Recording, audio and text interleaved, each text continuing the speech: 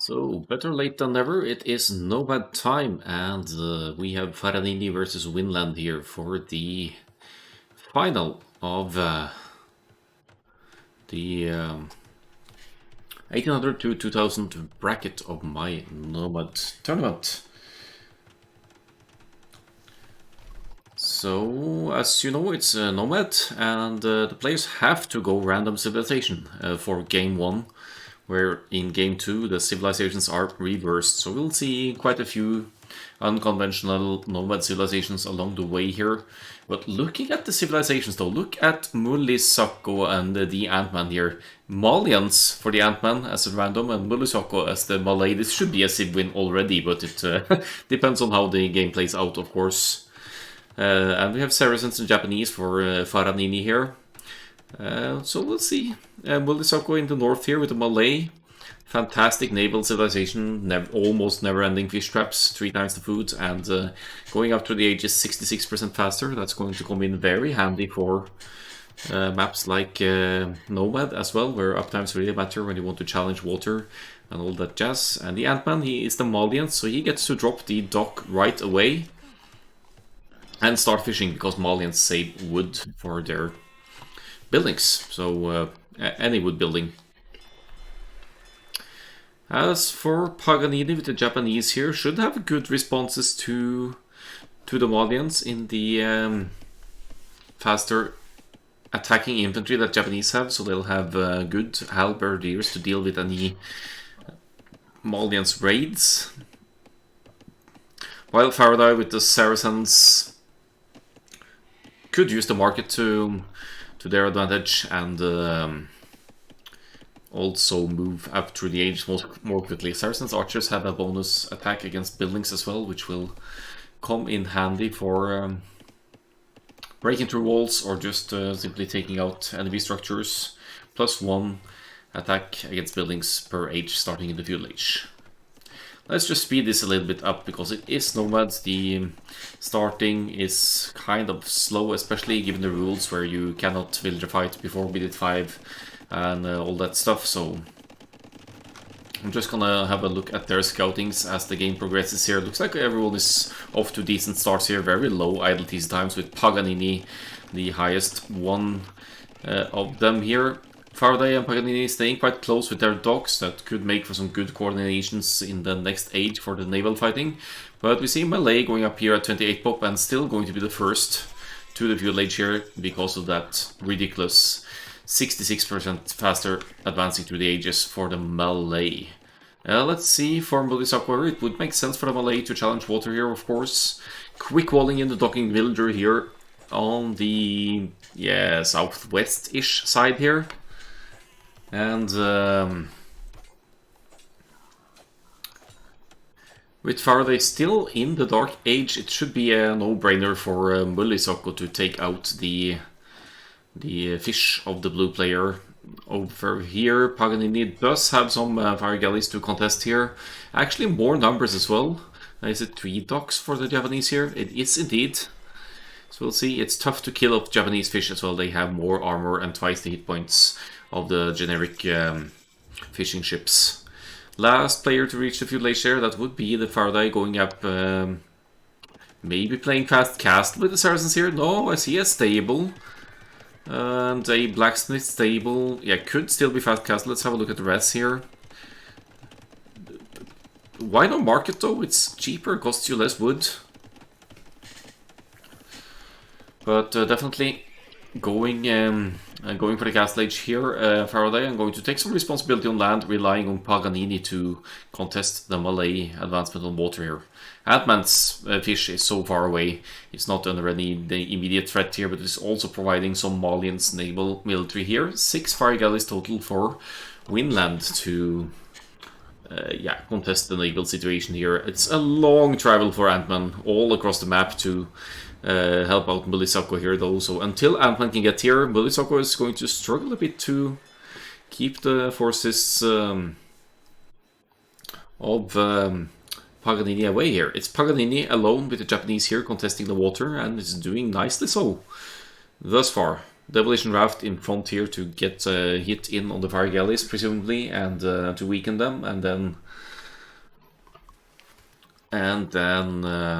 yeah, the fire galleys is actually putting the raft away here. Castle H, 1 minute to go for Faraday here, by the way, and going to play the double stable. What here? Double stable knights, I guess, with the Saracens. Until further notice, they have better camels than the Malians as well, so you could switch to camels at any point. We'll see what the Castle H brings here. Husbandry, Bloodlines on the way. Oh, demo hit here on Mulisako's fire galleys. That's a good demo hit. Another good one here. Evening out the numbers, but Mulisako is hanging in here, and Ant-Man is here with 8 fire galleys, no less, to help out here. And look at him moving around fire galleys to the top side as well. So while the fighting is going down for water at this side, Ant-Man is moving around and intercepting the fish on the top side here of the Japanese. It's still going to take a long while with these beastly, tanky Japanese fishing ships, but with 9 fire galleys total for Winland should be winning water here. It just remains to be seen if their naval aggression is too much here. They are both going to the cast stage while Faraday is already up and sending out those knights to raids on the land, +2 defense on the way in as well. Market is up, of course. You will make use of the Saracens market bonus to adjust your resources at better prices than the generic ones.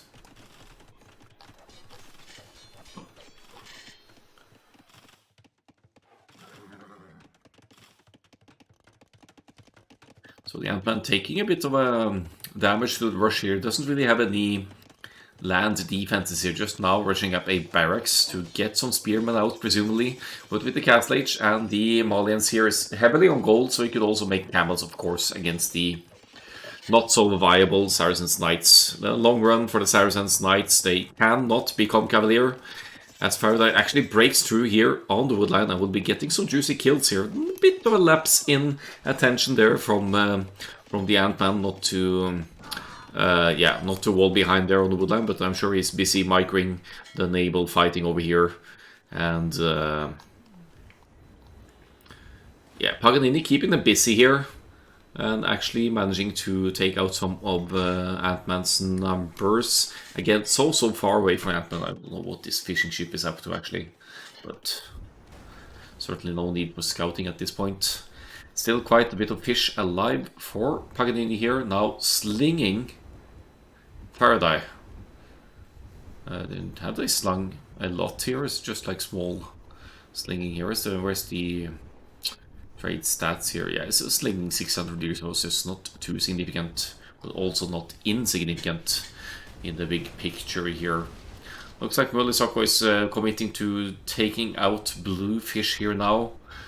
And somehow Faranini, with Paganini's investments here, are able to keep naval control here, which means trouble for Ant-Man's fish on the other side as well. Yeah, and it seems like it's full sling now for Paganini, walling off here. Slinging can be so powerful in team games. It will allow Faraday to double up on the naval investment, but it's also not...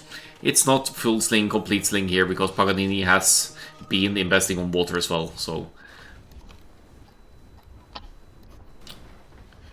We're definitely seeing proof as to why slinging is generally banned in the big tournaments these days, because, yeah, you just can't sustain it. Even with Saracen's market abuse, you can't sustain this kind of production this easily all by yourself. Yeah, 800 resources, not crazy, but also not insignificant. Mulisako trying for a bit of an eco extension here too. TC's up, the ranges are out as well.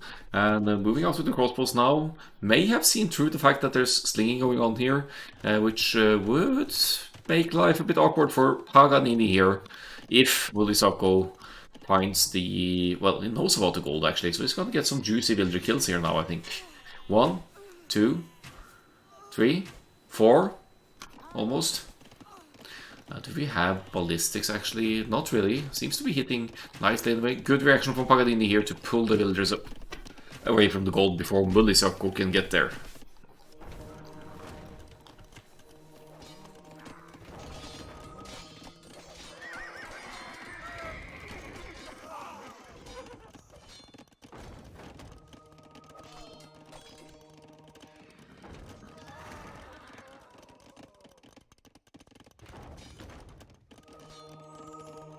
Night Siege push from Faraday here against Ant-Man with the Malians. Did eat the TC here, so the Saracens push certainly working out here. They are both going for the Knights by the looks of it, but Faraday with the superior number of units here. Fish still alive for the Japanese player. Faraday did lose their fish, most of it anyway, but yeah, not a big deal at this point. Has moved on to land aggression and also relying maybe a bit on sling from the teammate here. Ant-Man now about to lose some fish here at home. Does he react with any naval armies here? Not really. I think Ant-Man wants to transition to land economy and defense eventually here as well.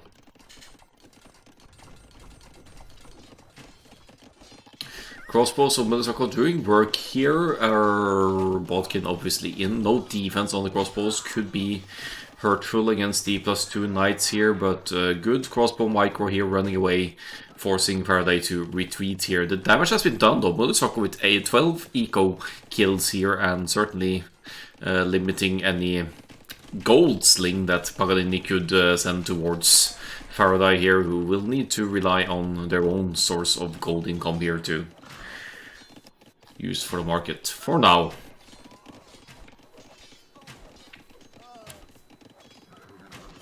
Of course, with Paganini still in the feudal age here, that is a dead given that that Paganini is playing the sling here somehow with top score here, but that's the naval investment fooling us with the score here as well. Ant-Man now basically full pikeman monk defense here. He did have some militia as well, and long-term plan with longswords or the likes, I guess, to take out structures and play into the strength of the Malians, having that extra pierce armor per age, starting in the feudal age. Faraday on point here with Scorpions out though, so reacting to what's happening here to take out the infantry masses here. 11 knights, double stables, and counting here. 3 Scorpions, 1 more in the queue.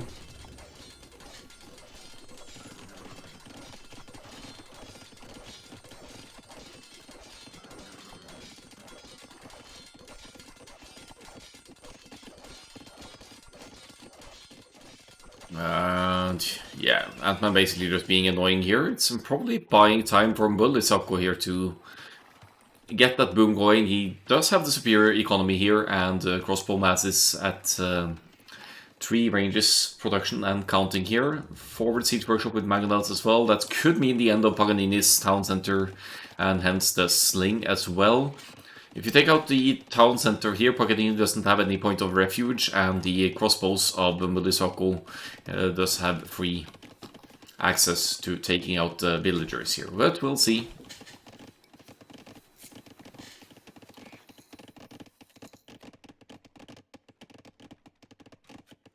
Yeah, it's pulling away.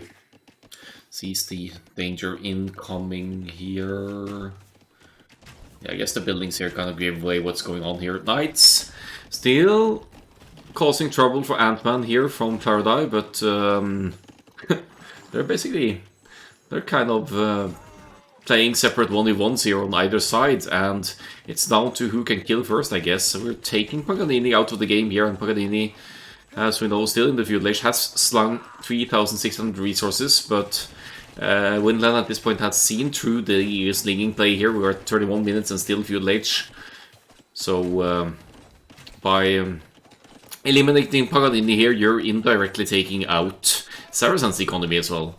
And I have to say, it's not looking too pretty for Faranini here, who probably went partly for the sling here to compensate for the fact that Winland just had the amazing civilization combination here to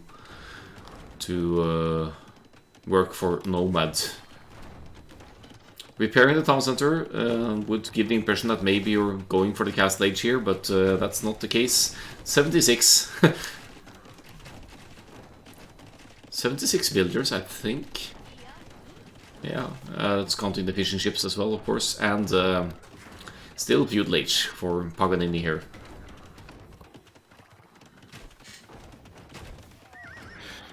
Crossbow is pretty darn decent for Mulisako here. It's large enough to two-shot the knights here, is it? The siege will be going down, but Faraday will be losing knights numbers as well. And again, knights play for the Saracens long term. It's just not viable because in Imperial Age you don't get Cavalier. You do get full upgrades, I believe, but they're still only going to be knights.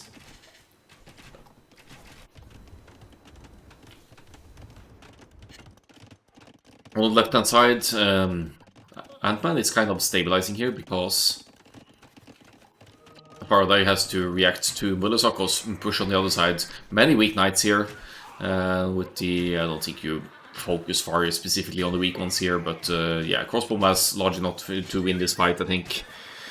And while Faraday or Paranini have a tiny score lead here, I'm favoring Vinland at this point. They're establishing an eco lead now. They have more TCs. It's just one town center each for Faraday and Paganini, right? And Crossbow Mass is still at large here for Mulisako, with the score lead overall here as well.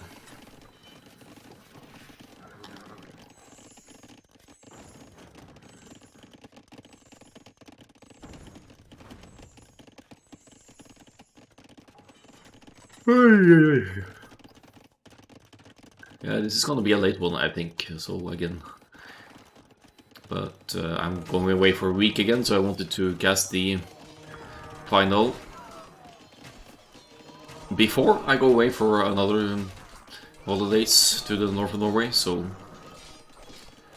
I'll be stuck here with some Nomad until the best of 5 is completed. I'll get a little bit back to the rules for the best of 5 as we move along here. But it's basically losing this game, the losing team will get to pick home map, but the civs will have to be reversed. Faranini calls the GG. Winland see through the stinging play here and punish Paganini for it. And as Ant-Man stabilizes and Mulisako establishes both a military and economy lead here, that gives Winland the first game, which will lead us to Faranini's home map next. But let's have a look at the stats before moving into the next one.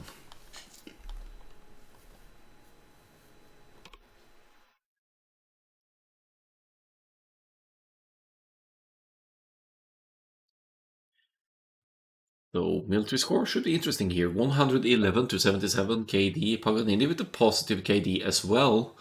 But this is a lot of naval action, and owning water didn't give them enough in the long run here. Faraday couldn't really benefit from that, losing the fish fairly early on there to Mulisako's forward. So the Fats Castle approach of Faraday got kind of punished by Ant-Man and or Winland as well. Best economy for the Malay here. First up to the feudal age, even with the superior villager number, and committing to naval fighting before a very decent castle age behind this as well. And the only player reaching Imp, giving that arbalest power spike that would involve for the Malay. No villagers lost, no eco units. Well, villagers lost for Mulisako. Did lose eco units on water, I'm sure. Okay, let's go for game 2. I'm going via the AoE to here instead of straight inside Capture H, otherwise we might get some spoilers. So let's have a look at game 2. Nile Delta! This could be a long one, depending on how they solve it, but let's just dive into it and see what they bring us for this one. Nile Delta it is. Sorry, Ant-Man, I'm going to have to give you the purple again to distinguish between the teams here. You start with a transport ship on these small islands up here, and it's up to your team to decide whether you want to settle on the left island, both of you, or if you want one of your teammates to sneak in on the enemy side and play a 1 vs 2 soon to give your teammate a pre-boom. But this looks like the more conventional approach here, landing on the same side. Mulisako moving a little bit further south here, maybe looking for a decent woodline to settle. Yeah, it's probably on TC here, maybe even on the gold here. But you want your TC up, obviously. You don't want to delay it for too long because you need to get to the villager production ASAP. On any map, but obviously on Nomad as well. We have the Ant-Man looking for the perfect TC spot as well. Here we go, Woodland. Good placements. This town center isn't really threatened by naval aggression until the Imperial Age when you get to galleons with their Razor and range that implies. The dock is up for the Japanese here. While Bulisoko with the Saracens didn't dock yet, but probably will do eventually. He's even transporting some sheep over, or goats rather. Faraday also placing TC on the woodland, far enough away from the shoreline not to worry about naval aggression, and Paganini very much safe in the inside here. Looks like they forgot to lock team, so we are at an FFA view here, unfortunately. But we'll have to just manage and try and keep an eye out for the score here. Shame on you guys for not locking teams and making it awkward for the caster here. Sisu, hello. Hur går det? Bra tack. Litt sent, men det är lugnt. Alright, it is a Nomad start again, so let's just boost the timer here to get to the fuel H. You'll note that the players are using their transport ships to scout as well. He's blocking the fish! Nice! Ant-Man is blocking the fish drop-off with his transport ship for a little while here. And there's Bulisoko scouting the shoreline as well to find the dock locations of the opponents here. Looks like Fuel Age is in for at least Faraday here. I can't really tell the age here on this FFA style menu, so sorry about the layout here, but that's on the players for not hosting with the proper settings. Yes, this is the 1800 to 2K final of the 2v2 Nomad Cup I'm hosting, and it is Winland versus Faranini. This is game 2. Winland took the first one, and now they're playing Sibs reversed from the first game here. Ta lite whiskey. Yeah, whiskey, man. It's good. I'm having a beer. I did have quite a few beer yesterday, so possibly just one tonight, but we'll see. Faraday is on the offensive here with the fire galleys. We have a third dock going up for the Ant-Man now with the Japanese. It's kind of mirroring Paganini's play from the previous Nomad game, because his Paganini did go 3 docks fairly early as well. It's easier with the Japanese to do that because you save 50 wood per resource drop-off point, like lumber camps, mills, etc. So you save wood that you could use for other production buildings, for example. Looking at the naval investment though, Faraday with 4 fire galleys and 3 docks producing as well. With the Malay, power of the Malay here, they go through the ages more quickly, and you'll note that it's 33 villagers, or 34 now for Faraday. Solid eco lead here with the Malay. Good pick for this map, Malayans as well. 2 strong naval civilizations, or Malians rather, for the hybrid purposes. Faraday will have to be a little bit careful here not to get too close to the docks here, because this could mean a demolition ship or 2 inside the docks here. You don't want to waste your fire galleys needlessly, obviously. Down here we have Faraday with a fire galley on Bulisoko's dock as well. We see the Saracens player going for the galleys here, having a bit of a ranged approach on the water here, and for the galleys, they attack more quickly. Sorry, not for... Yeah, they shoot faster on the 25% faster attack for the Saracens galleys. That's why you're making galleys over fire galleys for the Saracens. Har du haft en bra semester? Absolutt. Mye fin natur. I morgen blir det Nord-Norge. Fisketur. Kanskje på sjøen. Nice demo hit there for the Ant-Man to weaken Paradise numbers, evening out the odds here, but But Winland here, Ant-Man only at 28 eco units. He's losing or not investing nearly enough into fish. And there's a landing, so that explains it here. 3-0 eco KD for Paganini. He's managed to make a significant landing with the Malians here. I missed that in the middle of all the naval action. But double ranges and a stable on land here for Paganini. And shouldn't be a surprise anymore for Winland. Of course, they've seen the scouts by now. And a reaction will be necessary, of course. Ant-Man is off gold, which is huge in terms of being able to produce galleys, fire galleys. That sort of explains why Ant-Man isn't able to keep up with Faraday's production here. Another demo hit, beautiful one from Faraday there, and Ant-Man is officially off water. Water is basically half the map for an island delta, so it's so important to have naval control.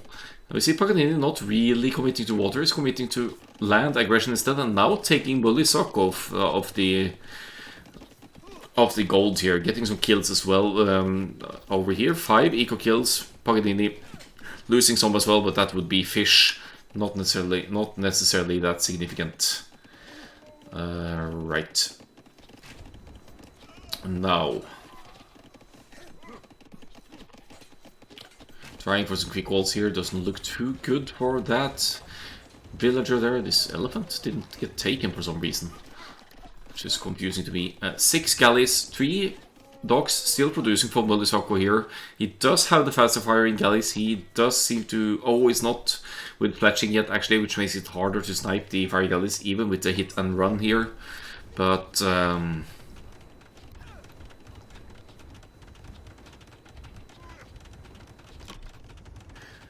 if you get to a critical mass, you still might be able to fight off the blue ships here. Never mind the score here, it's because of the settings they made in the lobby. They forgot to lock teams. They're obviously not going to switch teams here, but Capture Age reads this as an FFA, that's why these scores are separate and not sorted by teams. The Ant-Man with Scout as well, and the range, trying to fend off the landing here, placing a defensive tower on the gold. And I think it's gonna go up, but how long will it stay up with melee units just sitting underneath it? Gold definitely not free. Zizu, we played community games yesterday night, but I'll keep it in mind. Hopefully I can do it on a more frequent basis throughout the... yeah, throughout the August, September, etc., throughout the fall. And thanks for the good luck for my stream. It's gonna be on for a little while, I think. This is just the second game. Tower, not living very long for Ant-Man here. He's trying to engage against the melee units here, but definitely Winland struggling with landing here. Murisoko apparently desperate for food here after losing the fish, bringing in the elephant just now, but yeah, Winland, they are in trouble. Nothing else to say about that. Galleys, 9 galleys now for Murisoko. And not releasing them, but then again there's 16 fire galleys no less for Faraday here, who's also with the transport ship here, could make a landing at some point as well. Yeah, it's not looking good for Winland. We can't see the team stats here, but by the looks of it, they are behind by 20 villagers at least here, maybe more. And they're also not matching in the military department, so very good performance of Faranini on their home map thus far.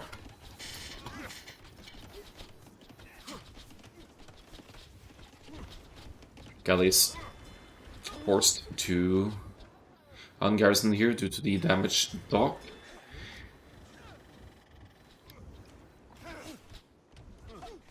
Yeah, I don't think Winland can last too long here. We have 3... Is it 3 ranges now for Paganini? It's 16 archers on land here. Playing the map very well, keeping Wulisako off the gold, eliminating all the fish of the orange player. Idle TC times comparable as well, Faraday with the highest one. In fact, Paganini now in the cat age as well, and I can't really tell whether Ant-Man is no. Ant-Man is still in the feudal age, looking at the architecture here. He's trying to get those numbers up, but they're losing naval control, which is so important for this map. If Winland can't claim back water, they can't attack the home base of their enemies, their opponents. So first and foremost, they need to deal with the landings, I think, to re-establish their economies and everything, and then maybe they could try and make some kind of return on the water, but not looking pretty. Storeballer says okay. What's okay? Jeg følger med. Nice. Good to know.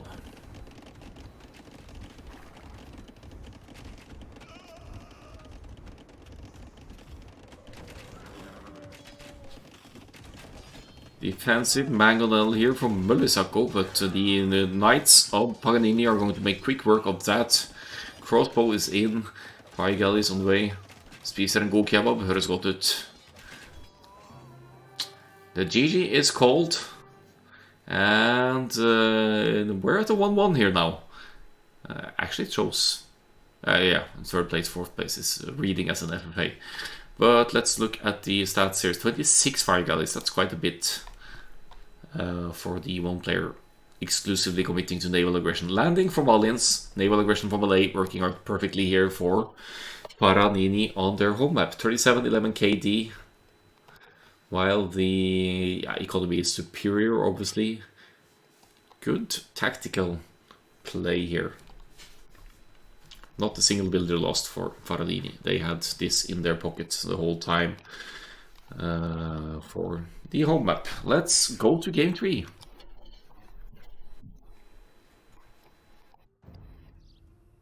Lang dag, ja. Godt med kebab, da. Kebab hørtes innmari godt ut, faktisk. Okay, we're going to game 3. My favorite Norwegian sax master is streaming. Hey! It's not sax man. But I'll take it. Hello, Age of Noob. We're about to hop into game 3 in the 1800 to 2000. It says 200 for some reason. That's a little bit of an understatement to these players. Let's make sure to even out the score here. Winland won the first one. Faranini won the second one. Now we're with Bedouins for game 3. Er det noe døgnåpent der det går? Ja, bensinstasjon kanskje, ned I hugget her. There's ingenting. Yep, and Bulisako will need to just pass here because there is no builder fighting allowed until 5 minutes have passed. Yeah, John, no, I'll link. I just recently made an artist page on Facebook actually for the concert I streamed a few weeks back, and the concert recording is still there as well. Maybe I'll link you the page. Maybe I should actually add it to my horn command as well, just so people could look at what I actually do. I'm not a full-time AOE2 streamer. I'm actually a professional musician playing the French horn, who just happens to spend most of the spare time playing and casting AOE2 games. So, Bedouins it is. It's similar to the ranked map African Clearing in the ranked queues that we see frequently in the Age of Empires 2 Definitive Edition, but one big difference is the amount of shorefish, much more shorefish, and more wood around the ponds as well. So, yeah, and that's the difference, big difference from African Clearing. On this version, they actually get to start with a horse as well, so that's a pleasant surprise to the players, of course. Easier to find the opponents, scout the map, find the crucial resources. Age of Noob says, jeg bruker definitivt ikke Google Translate. I'm gonna trust you on that, Age of Noob. Good joke. And as far as the civilizations go here, Paganini with Indians, the Ant-Man with the Indians. And why are they picking the Indians? Yeah, they are picking Indians because Indians gather shorefish 10% faster. Shortfish already the second fastest food collection in the game, second only to Mongols hunt, which is 40% faster for the Mongols, and with Indians adding 10% to that, they could have an amazing fuel age uptimes, and we'll probably see the Indians players play scouts here. And I absolutely agree with Age of Noobs. Age of Noob. I like Indians Mongols better than Indians Spanish. Mongols fully upgraded Arbalest, or wait, hold on. Almost fully upgraded Arbalest, missing the last armor. And Mangudai and incredible units if you're able to mass it. And there's lots of stone on these Nomad maps, so you should definitely be able to get cattle up to mass Mangudai if your defense and team play is on point. What is this tournament? This is my own tournament. I have been hosting a 2 vs 2 Nomad Cup with a bit of a unique rule set in the fact that the players have to go random civ in game 1, play reversed civs for game 2 where the losing team gets to pick home map, but now for the final, which is best of 5, it's hidden civ free pick for the rest of the 3 games, and it's always the losing team picking home map for the next game. So this time they picked civs and map. This is Faranini's home... no, wait, this is Winland's home map after losing Nile Delta the previous game. Let me just boost this timer a little bit here to see what the fuel age brings us. We see a very low idleness time for most of the players here. Will this go not picking the shortfish, relying on the Mongols hunt here instead? It's even a slight bit faster, so it makes sense. 15 pop up here for Molisako. It's pretty crazy what Mongols can do here. And it's actually going up at... going straight for the archers here, which is going to coordinate with Ant-Man playing these scouts with Indians here, presumably. Orange is a friend? Not really, but I know these players. I know the Ant-Man. I've played quite a few TGs with the Ant-Man, and Mulisako is his frequent teammate, so I know the names, I know the players. But I know Ant-Man better than Mulisako, I would say. They're both from Finland. They picked the name Winland for the occasion. We see some pretty extensive walls here for Paranini. Their placement is suboptimal for team play here, but they are with all of the left side of the map open for grabs here. So that's working into their favor here, with Winland having to be the aggressors here to claim the map control and punish Paganini, who is presumably going for kind of a fast castle play here, 4 on gold.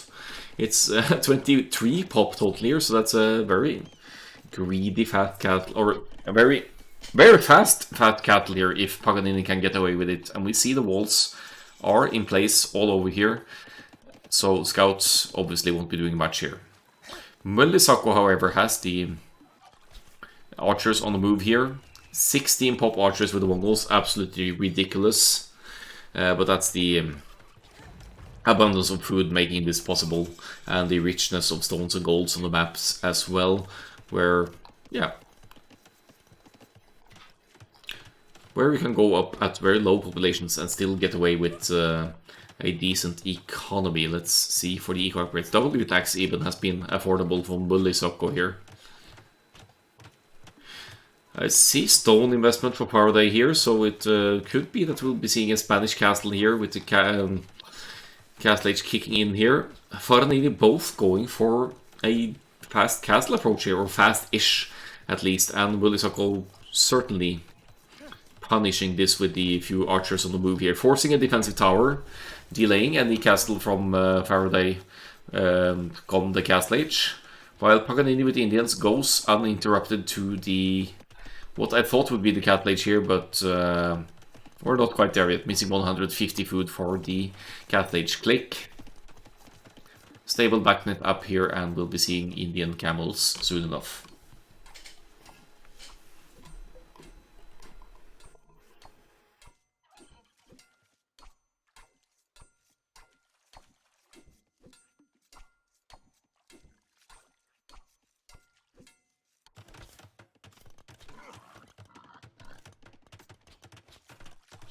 Another defensive tower for Faraday here. The archers of Mulisako really paying off here.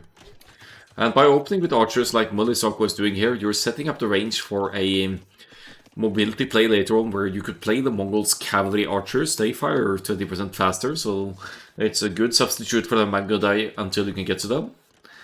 Or you could follow up with crossbows and go arbalest as well, but then you're sacrificing some mobility. It's definitely easier to keep your archer mass and go into arbalests eventually though. Thought Ant-Man was playing the scouts here, but they didn't really make a lot because they've been scouting the walls going up here. Blue still open over here, so I guess Ant-Man could still have some damage potential here, but now they're focusing on Paganini here because they really want to stop the Fat Cattle approach of Paganini here.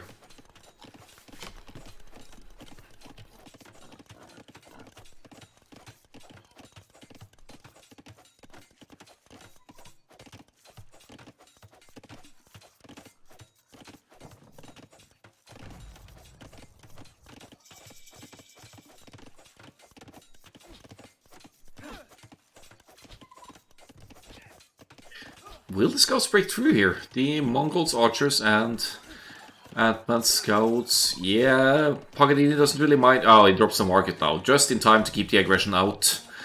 And yeah, as we know, the market is 4 tiles building, so archers with fletching, well, they don't have fletching actually. So, but they'll have a hard time targeting the villagers behind her. Camels in production now for Paganini, while the Ant-Man is reaching the cast stage here at 30 pop. Didn't commit to a single farm yet, doesn't need to. There's still lots of shorefish to be taken here. And the team walls in place for Winland over here as well. They forced up into the corner of the map here, maybe just 20% map control. But if they can coordinate properly with the Mongols playing the archers and Ant-Man playing the camels here, I can see that as successful. Looks like Paradise wants to go for the Conquistadors here, which is also a very good mobile ranged unit for the Spanish, but I have to say if the Mongols go for the archers into crossbow arbalest here, or even massing the cavalry archers, I favor that over the Conquistadors, because the Conks will die fairly easily to good ranged units, and leaving them with only the mobility as the advantage. No stable for the Spanish just yet, so no husbandry or bloodlines for Faraday's Conquistadors either. So focusing down small numbers of Mulisako's reinforcements here though, so the overall military situation here is in Faranini's favor, 14-9.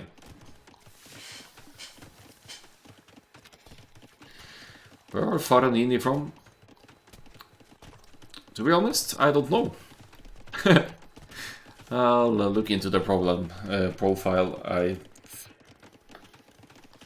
just have a quick... you know what? We could find this out here. Probably not gonna find Paganini. Yeah, okay, I think they might be British then. It says BR in their profiles. Both in the 1900s, Paganini almost 2k. So we actually have Britain versus Brazil, of course. I'm too AoE 2 focused here. Thanks, Swiss Blaze. That's a blunder from me. Brazil, of course. I see BR, I think Britain's, not Brazil. Brazil. So, Finland versus Brazil, it is. Alright, back to the military numbers here. 19-12, Faranini keeping the army lead here. They seem to keep up in the economy as well, but Ant-Man adding a third TC here, Paganini, with that straight fast castle here with the Indians as well. Just now dropping the second TC, so among the Indians players here, Ant-Man should eventually be establishing a solid villagers lead here if he can keep the town centers producing, but with that in mind, he will need to transition into a farming economy here because the lakes ponds are about to deplete. Paganini breaks in here with the camels. And coordinating with Faraday here as well. The scores are indistinguishable here. They're very, very close. And we see Mulisako going into the cavalry archers here. Still not reached critical mass here. Missing Bodkin arrow. I was going to say missing fletching, but that's not the case here. We'll need much larger numbers here to help the Ant-Man out here. Could be able to buy some time for Ant-Man to establish that Wilder lead that he wants to, but currently Paganini with the 2 TCs here is with better Wilder numbers than the Ant-Man overall. So good offensives here for Paganini or Paranini on Winland's home map. Positioning again though is not doing Winland any favors here. 4 TCs. Maybe Ant-Man can macro his way out of this, but it does come at the expense of Mulisako's cavalry archers investment out of the 2 ranges here.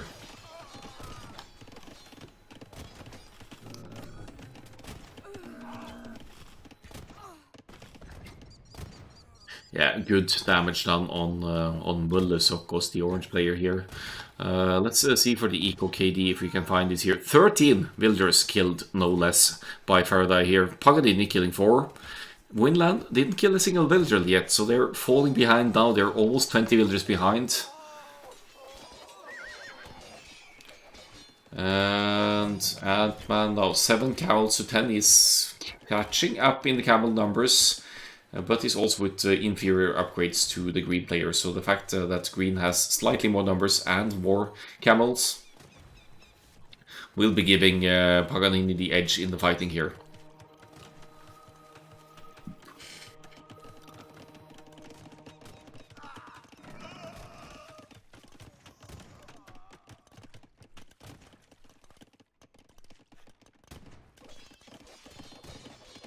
Yeah, you see the transition into farming eco here. Still taking the shortfish, of course. It's a quick and nice and quick food income. You could still collect these as well. Double range cavalry archer production from Mulisako here, but 24 military to 13 Winland. They are struggling with the aggression here to get to the proper numbers needed to fend off Paranini's forward here. And just look at the map here, how easy it is for Paranini to expand here. Mulisako is flaring the castle, which I'm surprised I didn't know about earlier, but I guess it's a good castle placement on the walls here, forcing Mulisako to break through here or run all the way around to deal actual damage to Faraday.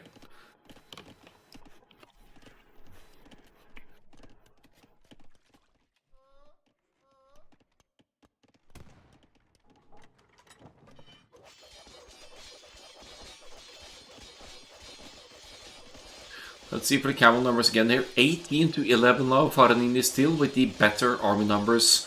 Conquistadors 11, camels 8. And with just a tiny bit of team coordination here, they could overrun either of the opponents here. But for now it's kind of developing into a 1v1 on either player here as well. Faraday with the raid again. Still no bloodlines on the husbandry here. Doesn't have a stable, I guess. But sniping small numbers of cavalry archers yet again here. Mulisako, however, has the cavalry archer, or the cavalry upgrades from the stable, the bloodlands and husbandry. Indian scouts, they have bonus against buildings, so Paganini should be breaking through here rather quickly. Conquistadors helping out as well. With the range of the Conquistadors, you could stop any... and the cavalry archers from behind here.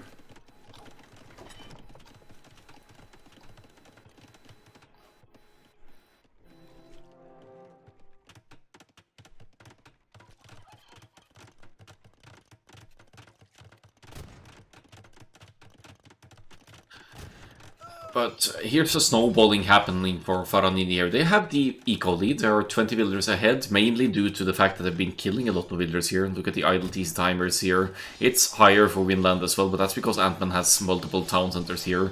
So don't get deceived by the high idle TC time here. Is certainly been producing builders as well consistently, but the army number is what going to decide the game in the end here. This castle will never go up for the Ant-Man here, so goodbye gold access, and the only gold left seems to be the right hand side gold there for the Ant-Man, while Mulisoko has the one to the north here as well. But this comes down to army numbers and positioning here, and it's just so tough for Winland to get back into the map and expand across the terrain here, because they are cramped up in the corner with a tiny sliver in the corner of the map here. It's not even 25% of the map here, it's more like 20 maybe. So rough one for Winland here, and that's what Nomad can do to you. It's very much RNG the start, what kind of placements you end up getting for your team and your teammate. They are collected. They had the team walls running, but Paganini and Faraday, they have so much more of the map at their hands. Now, taking out town centers of the Ant-Man here, not allowing Winland to extend their economy here. You see the scouting is on point. The horses have been scouting the most of the map here. Problem is that Winland, they're cramped up in the corner and can't expand properly to the much needed neutral resources. They are hanging in here, they're trying to keep up. They're down 30 villagers, 35 villagers by now, but more importantly they're down 40 military, and it's going to take a heck of a comeback to return from this. Good engagement again from Faranini here. They're denying yet another castle here, I think. Could be a doubt castle into GG here for Winland, but they'll be hanging on for a while again here.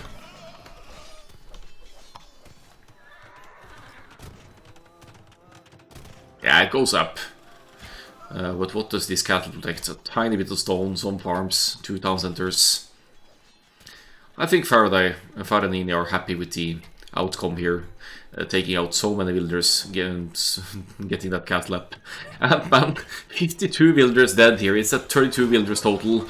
90 villagers from Mulisoko here with Mongols, but they're just too far behind. 176 to 122 villagers, and no army to contest Faranini here. 2-1 for Faranini. After a look at the stats, we'll dive into game 4.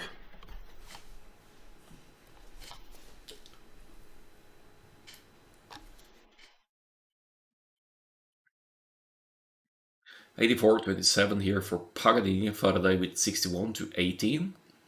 Massive KD, mainly villagers, but also military, of course.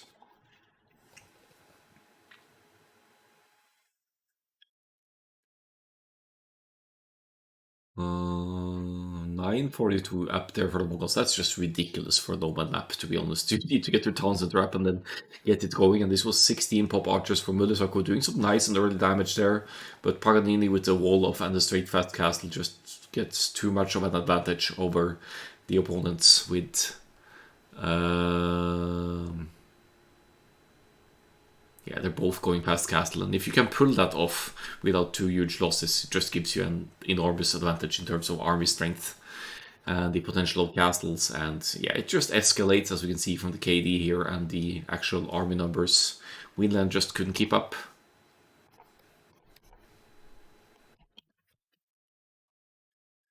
So we'll be moving into game number 4 here between these two teams, and it's going to be Winland's second home map.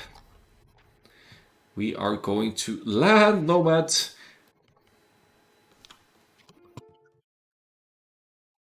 Where Winland are playing...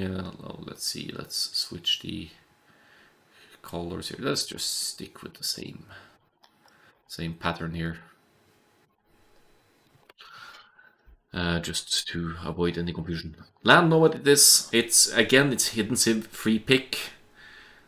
It's also said for the best of 5 Hidden Civ pick, no reuse for each team respectively, of course, which means that the Ant-Man now plays the Spanish. Faranini can't use Spanish because they used Spanish the previous game. But we see similarity in the sim picks here again. They know their way around the civilizations here. Cumans for Paganini, Cumans from Bulisako. Cumans, the only civilization that can place a second town center in the feudal age, which makes for a great kickstart to the boom, starting the boom already in the feudal age, and you could claim more resources, for example, a secondary TC on woodline and gold here on land Nomad, or a very compact base up in the north here, for example, from Bulisako, to really get that farm eco rolling. There's some interesting potential for feudal age aggression for the Cumans as well, because they have access to the siege workshop in the feudal age. However, they're only allowed to produce battering rams from the siege workshops. So in the feudal age, that is. So no mangonels or anything in the feudal age.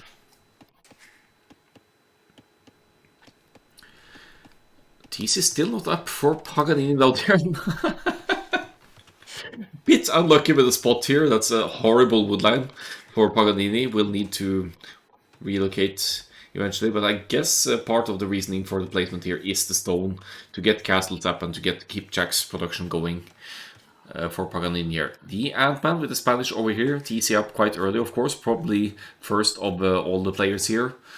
Or maybe not, looking at the numbers here, but Spanish builders, they construct buildings more quickly, so that's makes it easier for the Spanish to get their castles up for conquistadors production or whatnot as well.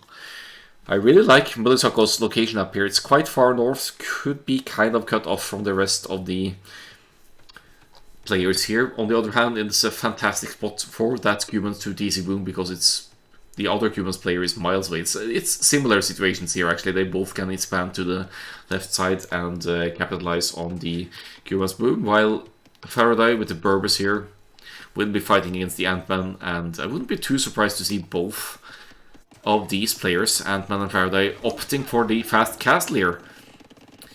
Faraday for the Berbers for obvious reasons, because Berbers, they get cheaper cavalry in the castle age. They shine in the castle age with their 15% cheaper cavalry, whereas the Ant-Man with the Spanish will want to get a castle up, pump out some conquistadors, and punish Paganini specifically with the Cumans feudal age boom here, presumably.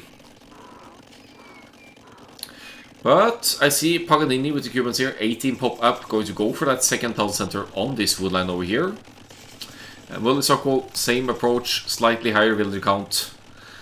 And we need to slow this down a bit now to make sure we don't miss too much. It's a stable blacksmith for Faraday here. Let's see the resources. Straight castle age, yes. Same for the Ant-Man when he eventually reaches the feudal age here. It's going up at 30 pop, kind of greedy, but also giving Ant-Man an amazing eco edge over Faraday, going for the 25 pop here. You could make an argument that Berbers don't need an amazing economy into the Cat Age to be able to pump out their first few knights. But Ant-Man with the Spanish here, he is going to get that defensive cattle up, and that's going to limit any aggression that the Berbers can make here. I'm liking Bulisako's spot better here in the north than Paganini's down here, because this woodland will be depleted. It's only like 1000 wood here. Second TC better, of course, on the woodland here. But the space overall, it's just more spacious here for Bulisako in the north than Paganini in the south here. Scouting a little bit with villagers here is going to wall off here, potentially.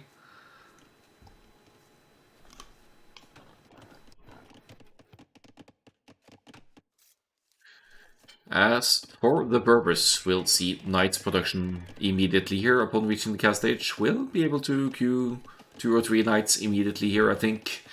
And there's also wood for a second town center, should the Berbers player want to, but the second stable is going up instead. And now the Knights are in production. Ant-Man at...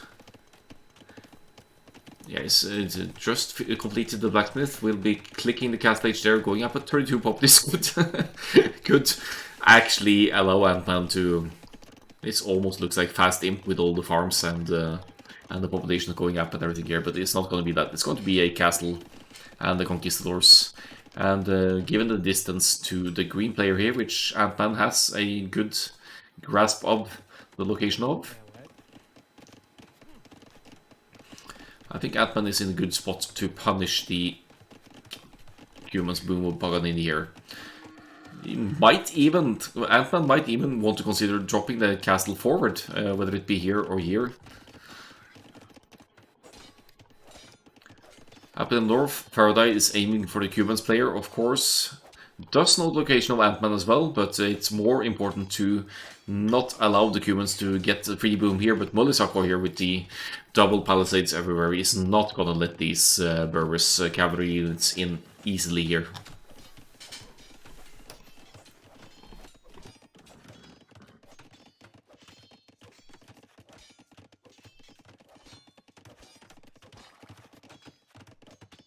Or a villager for Faraday, that's probably going to mean a siege workshop then to break through the walls and make life awkward for the humans here. She's not really, is it a wood issue? Yeah, 97 wood only, that's not going to give you any siege workshop anytime soon. Another town center for Faraday here, so that explains the lack of a forward siege workshop here. Try to break through with knights, not quite getting there. Ant-Man finally in the castle age, and the first castle goes up close to home base to protect the TC area, the gold, and the remaining stone over here. Second town center going up as well, so that's the perks of going up at 32 villagers here for the Ant-Man. He has the economy to add both a castle and a town center once the castle age kicks in.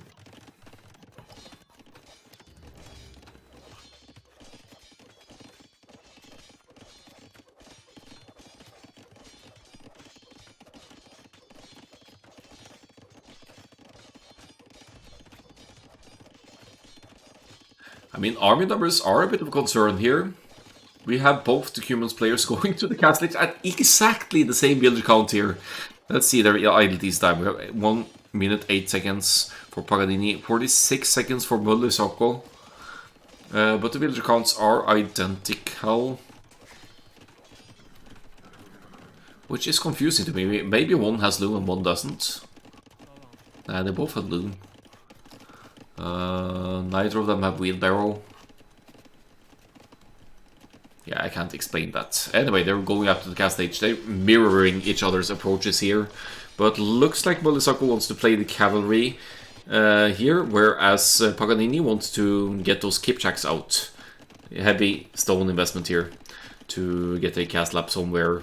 Maybe with Conquistadors in mind as well, to place a defensive castle to keep the Conquistador aggression out. Faraday all the way in, and this is crucial timing here. It's just the moment where Mulisako is about to reach the castle age here. Very unprotected Mangonel here, but the knights are right around the corner.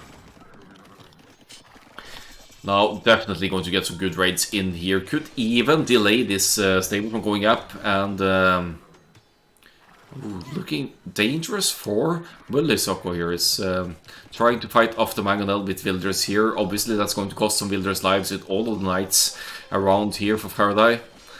Scores dead even here, and the Ant-Man, what is he up to? Let's see if we can find the Conquistadors. He's coming to the rescue to try and help Mulisako here with his armies to fend off this strong Burris push. It takes the forward villager, so no forward monster for Faraday to heal up the mounted units here, or to repair the Mangonels. That's actually a good snipe for Ant-Man, and that's the only thing he's gonna do here. Maybe Mulisako is telling him, I'm fine, just go hit the human's guy instead, or something like that. Doesn't know too much about the green players' whereabouts here, but you really can't underestimate the damage that Faraday is doing here now to the humans player. Mulisako should be having decent economies here, but look at the villagers' deaths here. 57 villagers to 67 now. What was an equal situation between the two humans player is about to escalate for Paganini here, because Faraday is getting some amazing raids on the orange players. Humans boom here. Ant-Man back here to help, and surprisingly Faraday pulls out here. I guess it's because of the hit and run of the Conquistadors. You just can't really focus them down with knights and camels, because they'll always hit and run, and yeah, take out your units from distance. But with the Monster up, Faraday could convert the Conquistadors. It's perfect. Perfect for healing up the units, but also a perfect counter to the small numbers of Conquistadors currently on the field.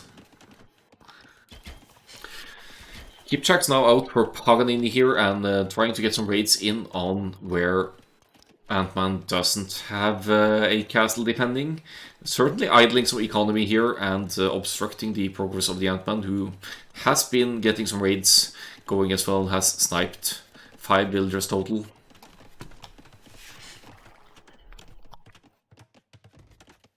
Again, it's kind of similar to the Bedouins game though. Faranini better at the consistent military production, and their team coordination seems slightly better as well. Their communication among their team members, they're always coordinated with their armies, or seem to be knowing exactly where to hit at what point, when to hit one player and play kind of a 1v1, and when to coordinate and gang up on 2 versus 1 on one player.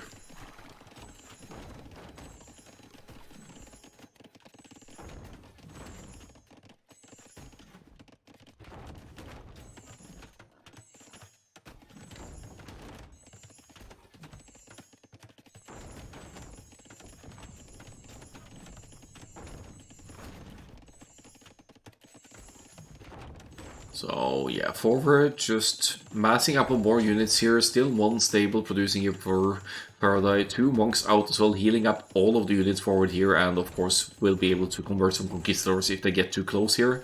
Mulisarko massing up on the cavalry as well though. 4 stables now. Should actually be able to contest the Berbers numbers here with similar amount of town centers, but the humans of course kick-starting the boom with earlier second town center having a better economy, more resources to spend on the stables production here. Lots of gold in the bank from Belisako, so maybe a market here to adjust wouldn't be the worst idea ever, but very patient matching up units at home here as well. Pagadini seems a bit on the passive side here now, but will want crucial numbers of Kipchaks here to go for the raids and get the proper upgrades. Imperial Age on the way as well. 100 villagers. Paganini is fully boomed with the humans here and has only lost 1 villager thus far. Sniping quite a few conquistadors here as well. And Ant-Man is just losing significant numbers here with the conquistadors investment. Ant-Man will need to make a tech switch here, I think. I don't think the conquistadors necessarily are viable anymore. He's queuing a petard, so he's going to break through the humans palisade walls here with the hopes of raiding the farm and gold economy of Paganini here. But the fact remains that there are 13 Kipchaks on the field now, matching the Conquistadors' numbers, and they have the same range. Conquistadors, admittedly, with higher damage output, but Paganini with numbers more collected here.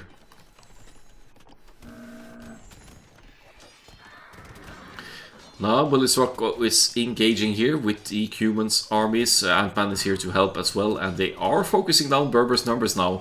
32 to 24 here. But one issue here now is that Paganini is just around 1 minute away from the Imperial Age here, and is going to beat everyone to it by significant margins here.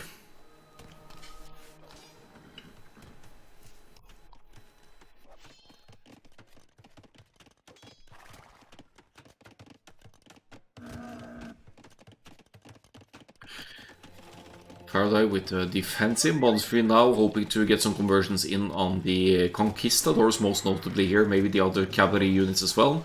But now the Berbers player is falling kind of behind here. Only 5 camels, 2 stables producing, yes, but there are 3 stables total, and it doesn't seem like Faraday has the economy to keep this up.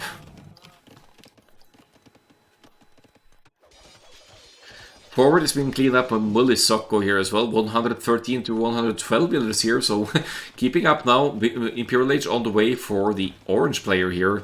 10 builders, that's the number lost overall here. And let's see the actual KD here. Faraday -1 here, so Winland with the positive KD this match. It is their home map after all, Land Nomad. And if they win this one, Farnini will get to conclude the best of 5 with their own home map, whatever that might be.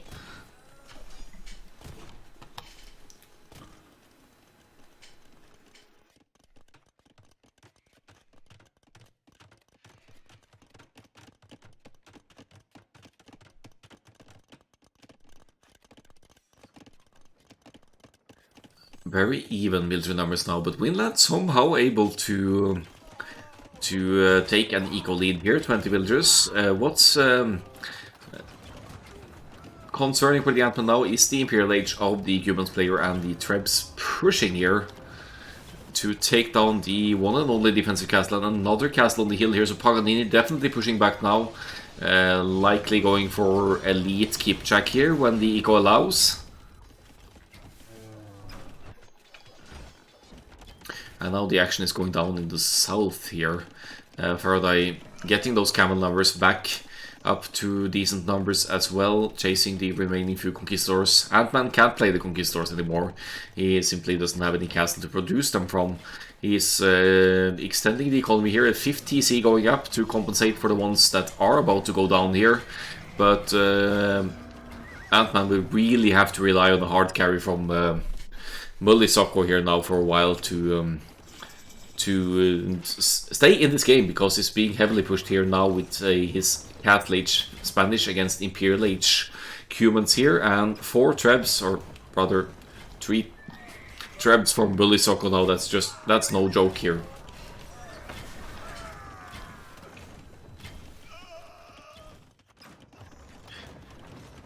Another town center going down for the Ant-Man here is relocating, of course. He's dropping a defensive castle to maybe buy time for himself here to re-establish a boom and relocate. And TC over here as well, but it's getting dangerously close to Faraday's side here. Not that Faraday is much of a threat right now, is at 15 camels and massively outmatched by Mullisoko's numbers here. Mullisoko is fighting camels with knights here, but he has so much larger numbers that it's not really a huge issue. And with Imperial Age in and Cavalier in, he does have better upgrades as well. Now going for the capped rams here, and might be seeing the human siege rams here as well. They really need to deal damage to Paganini though, and Mullisoko is over here as well, neglecting some expansion of Paganini here. While Paganini is going full keep check here. More castles going up, 3 castles, 4 castles to produce from now. And yeah, pushing Ant-Man further off the map here. Ant-Man losing lots of villagers here now. 26 villagers and counting, is down to 68 here. Ant-Man's really taking a beating these games. I mean, I guess Faranini have done their homework and seen that Ant-Man he's peaked about 2k rating, so they're considering him maybe the stronger player of the two. But I feel like they're maybe over-focusing a bit on Ant-Man as well, because you really need to punish Mullisoko's economy here as well. 144 villagers, 31 cavaliers and counting, and Captram, maybe even Siege Ram to join in eventually here.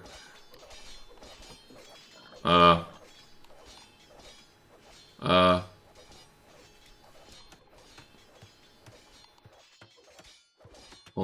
2, 3, 4, 5, 6. These guys are getting a bit of a workout over here. Hey, I'm glad to see these kinds of mistakes happening at the 2K elo as well.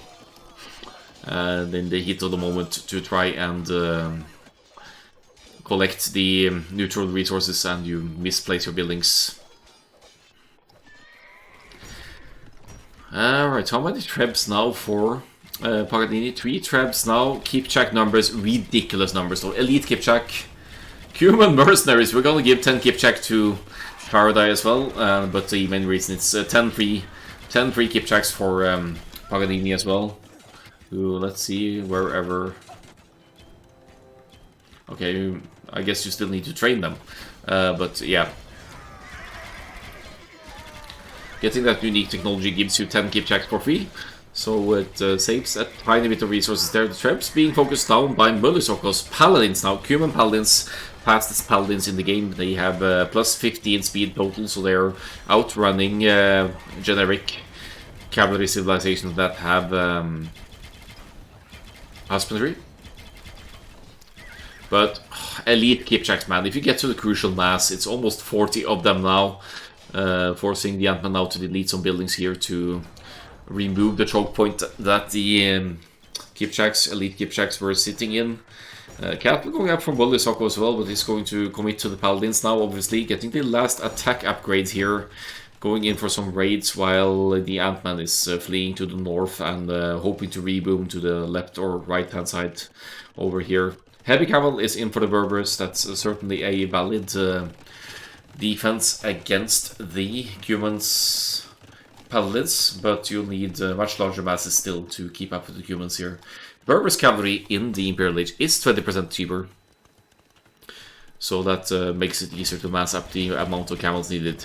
Siege Ram, good addition from Mulisako here, soaking some Kipchak power. But look at how quickly they take out even the Rams here. They fire so quickly.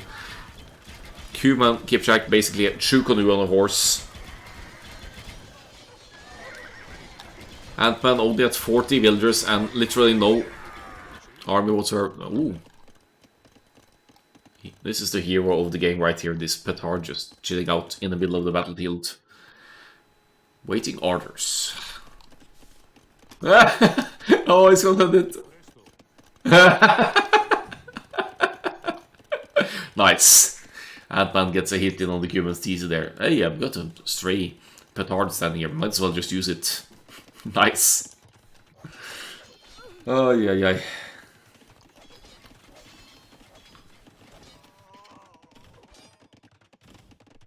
Well, Paranini, they have a ridiculous army lead right now, and it's mainly the Kipchaks doing the work here. I'd say they're chilling out at home for now, but looking at the Eco KD here, Paganini has been losing quite a few villagers as well, but all in all, Heavy Camel, Elite Kipchak against basically only Paladins at this point who win land. It's we really need Ant-Man back in the game here. Ant-Man is a solid boomer, of course. He plays a fantastic pocket in team games overall, so he certainly knows how to boom well. So if given time, he's gonna get back into it here with the Spanish. But what's he gonna do with the Spanish? He may need to go help Onager maybe. To try and deal with the Kipchaks. It's not the most mobile combo ever, but with Halberdier at least you take heavy camels out of the equation. But that's so far off. 61 villagers for the Ant-Man now. He is certainly positioning himself at other places on the map to try and reclaim some position here, but Faraday with the 106 villagers and almost pop-capped here is most certainly back in the game here with the 48 heavy camels now. 70 elite Kipchaks. How do you even stop that kind of mass for Paganini here? From Paganini. They almost one-shot Paladins even. It's crazy. Absolutely ridiculous.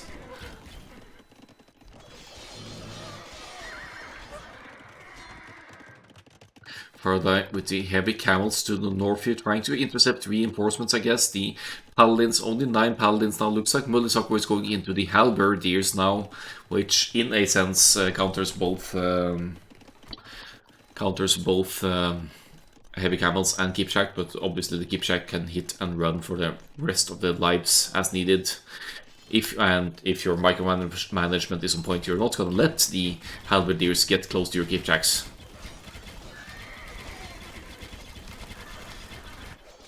Heavy Camels raids on the Ant-Man reboom here, not allowing Ant-Man back into the game here, and that might be the key factor that gives Faraday the win here.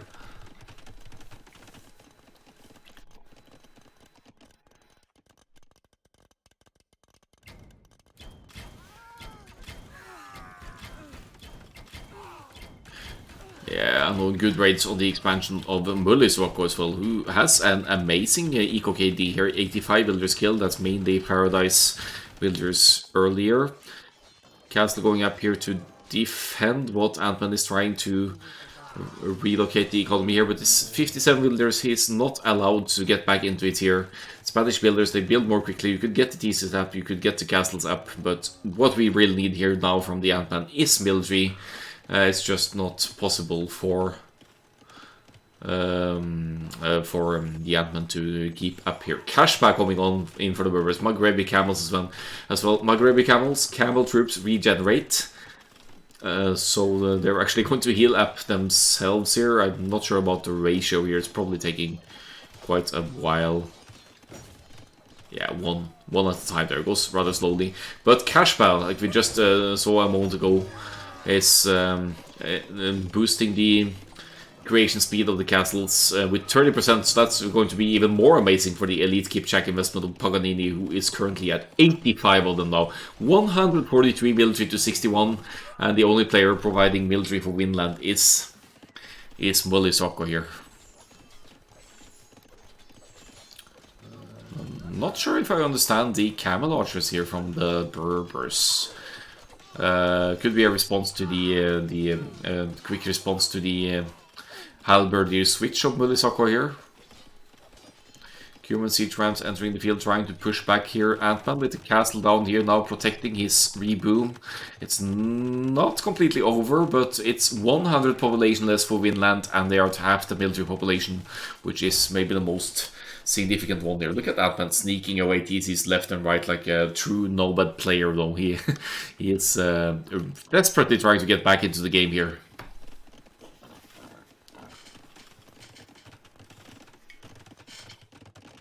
It is also the potential decider, obviously, so if Farinini win this one, they win the set 3-1 here.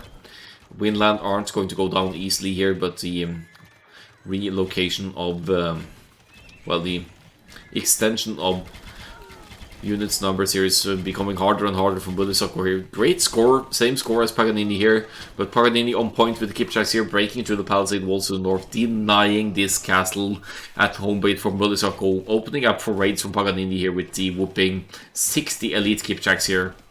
Going to get builder kills left and right here. They both have more than 100 eco kills, so both the Cumans players have been doing amazing raids throughout this game. Look at the military count of 128 to 49. Elite Kipchaks there, elite Kipchaks here. Almost 100 military for Paganini. It's absolutely ridiculous here, the numbers is able to produce out of the remaining 3 castles here.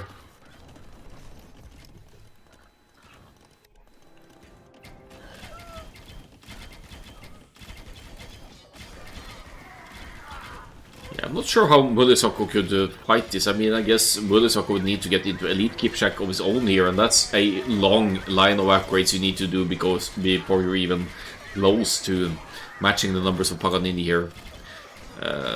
Cuban Feudal 2 TC Boom into a fairly fast imp for Paganini into the Elite Kipchaks seems to work better than the naval investment. And man, in the Imperial Age, but is again not really able to provide here. He was trying to get to the Halbs, but look at purple here. Over here, this sneak TC got discovered.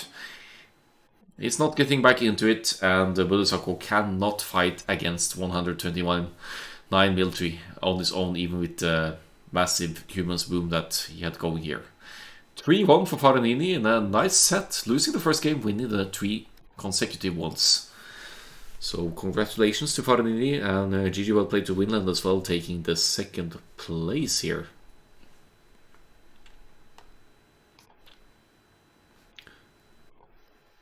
$224 elite Kipchaks for Paganini, 212 paladins for Mulisoko. Those are not rookie numbers.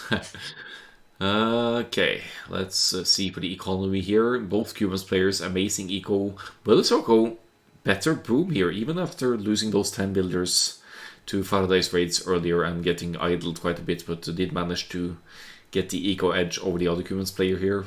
But 100 elite Kipchaks, how do you even stop that? It's ridiculous when you get to that kind of mass.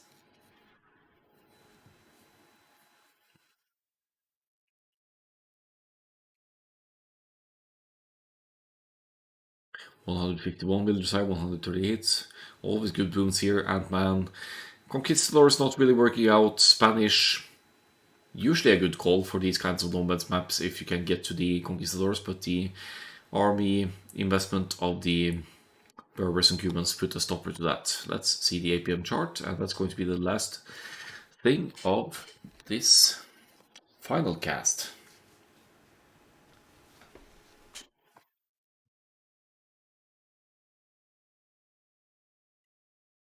So, GG well played. Congratulations, Paranini.